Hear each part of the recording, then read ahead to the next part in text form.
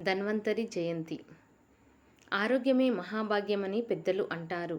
జీవితంలో ఎంత ఐశ్వర్యమున్నా ఆరోగ్యం లేకుంటే ఏది అనుభవించలేము. షడ్రూపసేతమైన భోజనం కళ్ళెదురుగా ఉన్నా ఒంట్లో అనారోగ్యం ఉంటే ఏమి ఫలం చెప్పండి. అందుకే ఐశ్వర్యంతో పాటు ఆరోగ్యాన్ని ప్రసాదించే దైవాలను పూజించడం హిందూ సాంప్రదాయంలో ఒక భాగం. ఈ సందర్భంగా ఆరోగ్య ప్రదాత అపమృత్యు దోషాన్ని నివారించే ధన్వంతరి జయంతి గురించి ఈ కథనంలో తెలుసుకుందాం. ధన్వంతరి జయంతి క్షీరసాగర మదన సమయంలో అమృతభాండ కలశంతో పాల సముద్రం నుంచి ఉద్భవించిన శ్రీ మహావిష్ణువు అవతారమే ధన్వంతరి. అశ్వయుజ బహుళ త్రయోదశి నాడు ఆయన క్షీరసాగరం నుంచి ఉద్భవించాడు కాబట్టి ఆ రోజును మనం ధన్వంతరి జయంగా జరుపుకుంటాం. బ్రహ్మ వైవర్త పురాణం ప్రకారం సూర్య భగవానుని వద్ద ఆయుర్వేదం నేర్చుకున్న ధన్వంతరి సూర్యుని 16 మంది శిష్యులలో ఒకడని తెలుస్తుంది. ధన్వంతరి జయంతి ఈ నెల అక్టోబర్ 30వ తేదీ బుధవారం సూర్యోదయంతో అశ్వయుజ బహుళ త్రయోదశి తిథి ఉంటుంది. కాబట్టి ఆ రోజునే ధన్వంతరి జయంతిని జరుపుకోవాలని పంచాంగకర్తలు సూచిస్తున్నారు. ఈరోజు ఉదయం 6 గంటల నుంచి 9 గంటల వరకు పూజకు శుభ సమయం. ధన్వంతరి పూజా విధానం.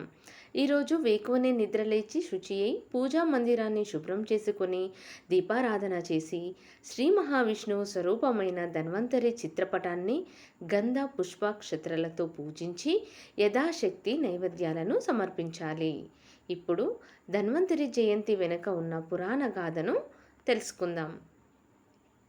పోతన మహాకవి రచించిన భాగవతం అష్టమ స్కందంలో వివరించిన ప్రకారం క్షీరసాగర మదన సమయంలో అమృతం ఉద్భవించే ముందు హాలాహలం పుట్టింది.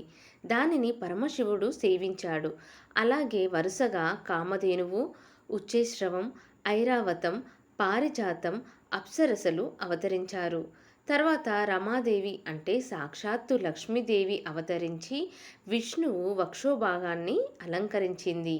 తర్వాత ధన్వంతరి అవతరించాడు. ధన్వంతరి స్వరూపం.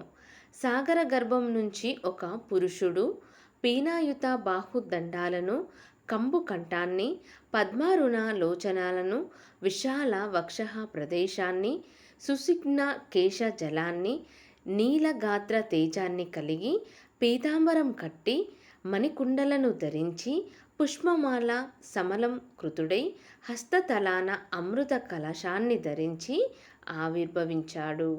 అతను విష్ణుదేవుని అంశ వలన పుట్టిన వాడని యజ్ఞభాగ భోజనుడు, ఆయుర్వేదజ్ఞుడు, మహానీయుడు బ్రహ్మాదులు గ్రహించి అతనికి ధన్వంతరి అని నామకరణం చేశారు.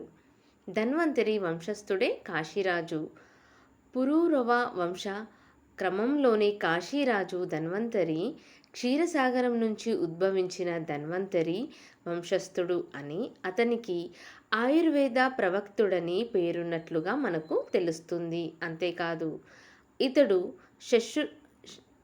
సుశ్రుతునికి ఆయుర్వేదం శస్త్రచికిత్స నేర్పాడు. ఇతడు పురాణాలలో చెప్పబడిన ధన్వంతరి అవతారమున్న విశ్వాసం కూడా ఉంది. ఆయుర్వేదం. ధన్వంతరి ఆయుర్వేద శాస్త్రాన్ని 8 భాగాలుగా విభజించారు. అవి కాయ చికిత్స, కౌమర భృత్య లేదా బాల చికిత్స, భూతవైద్యం లేదా గ్రహ చికిత్స, శాలక్యతంత్ర, శల్యతంత్ర, విషతంత్ర, రసాయన తంత్ర, వశీకరణ తంత్ర.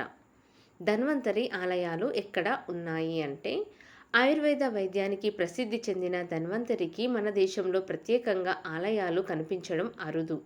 తమిళనాడులోని శ్రీరంగం రంగనాథస్వామి ఆలయం ఆవరణంలో ఒక ధన్వంతరి మందిరంలోని నిత్య పూజలు జరుగుతాయి. మందిరం వద్ద ఉన్న శిలాఫలకం ప్రకారం అది 12వ శతాబ్దానికి చెందినది.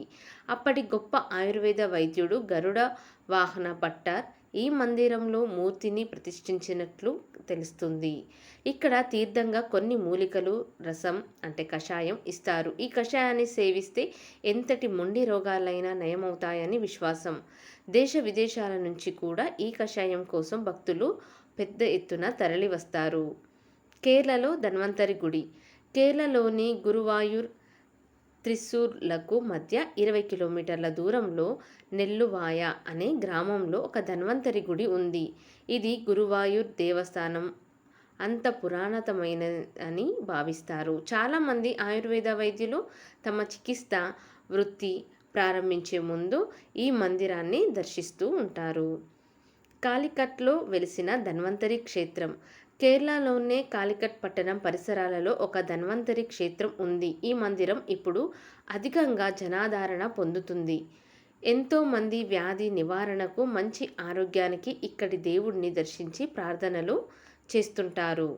తెలుగు రాష్ట్రంలో ఇక్కడే. ఆంధ్రప్రదేశ్లో తూర్పుగోదావరి జిల్లాలోని చింతలూరులో ప్రసిద్ధమైన ధన్వంతరి భగవానుని దేవాలయం ఉంది. కన్నడ ధన్వంతరి ఆలయం. కర్ణాటకలో బెంగళూరులోని యశ్వంతపూర్లోని గాయత్రి దేవస్థానంలో ధన్వంతరి దేవాలయం ఉంది.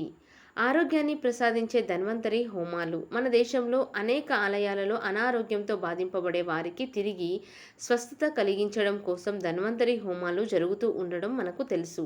అంతటి గొప్ప ధన్వంతరి జయంతి రోజు ఆయన నామస్మరణ చేయడం ద్వారా మనం కూడా దీర్ఘాయువు, ఆరోగ్యం అనే అమూల్యమైన ఐశ్వర్యాలను పొందుదాం. ఓం నమో భగవతే వాసుదేవాయ. ధన్వంతరాయే అమృత కలశ హస్తాయ వజ్ర జలౌక హస్తాయ సర్వమయ వినాశనాయ త్రైలోక్య నాదాయ శ్రీ మహావిష్ణువే నమః అంటూ ఆ ధన్వంతరిని ప్రార్థిస్తే దానికి లోటుండదు.